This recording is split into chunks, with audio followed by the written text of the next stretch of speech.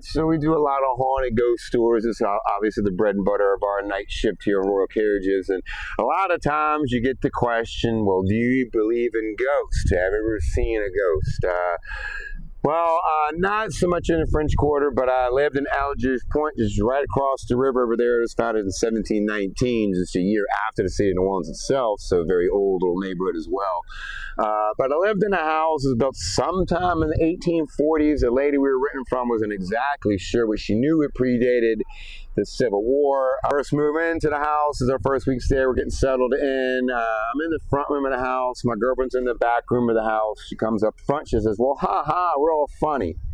I said, well, what are you talking about? She says, you didn't go back there a little while ago, tap me on the shoulder, whisper hello in my ear, and then run off laughing. I say, yeah, I know I'm in this room. I've been in this room for about an hour now. My daughter was about a year and a half old when we moved to the house, and we had an attic. In the previous house we lived in didn't have an attic, so she's young. She wants to go check out the attic. So I'm carrying her up the steps of the attic. She's laughing and giggling, getting all excited to go see this attic. As soon as her head crosses the plane of the attic, she starts pointing in the corner, screaming her head off, Daddy, there's a man over there. He's walking towards us. I didn't see what she was talking about. They always say that children are more sensitive to the spirits than adults are, but we originally had put me and my girlfriend's bed in the same room with the attic door. She was having recurring nightmares every single night of dogs crying and screaming coming up in the attic every single night. So then she convinced me to move our bed to a different room. After I moved the bed, there were no more nightmares. The last time I went up in the attic, I was going to get some Christmas decorations down, walking up those steps. 6 of those wooden steps broke all at the same time right underneath my feet. I fell backwards. Just missed the corner of a desk by a few inches, and after kind of shook it off, got my extension ladder, cleaned everything we had out of that attic, closed that door, and never opened it again. We had a little radio, we put in the kitchen. Nobody be in the kitchen. The radio would tune itself to WWOZ 98.7. It's a local jazz station here. Check it out online if you're not from New Orleans. But again, that radio would just turn itself on, and other things. We'd see a young woman in a black wedding dress walking barefoot throughout the house at night. There were other times where you had that creepy feeling. You felt like you were not alone in the room, even though I knew I was the only one in the house at the time.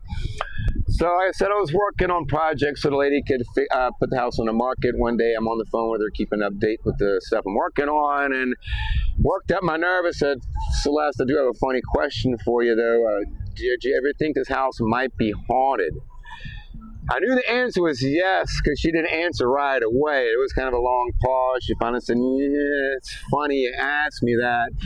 She first told me her husband had died in the house. They were an older couple than we were, and she said her husband died very peacefully in his sleep in the house. They both very much loved the house. She felt like when she moved the house, his spirit stayed in the house. So kind of got a little curious. I said, well, did you listen to jazz a lot by any chance? She said, oh yeah, he listened to WWOZ all the time when he was cooking. So, well, I guess that explains the radio. And she gave me then the full history of the house. Again, sometime in the 1840s, she thought her best guess. It had originally been a fish market for fish coming off the river, just a few blocks off the Mississippi River. It was a corner store at one point. At one point, she said it had been a church for freed slaves. And then I asked her, well, did you see the young woman in a wedding dress walking barefoot out the house tonight? She says, yeah, we saw her too. I asked her about the attic, and she says, oh gosh, I'm really sorry. I probably should have told you about the attic. Me and my husband, we never like going in the attic either. We never really feel like going on in an attic. We just never like going in there. So I felt like after talking to her that the house was definitely haunted by more than a couple spirits, some are more friendly than others. We eventually moved out the house, but so like I said, I always used to say, oh, I'll believe it if I see it, so I'm definitely a believer now.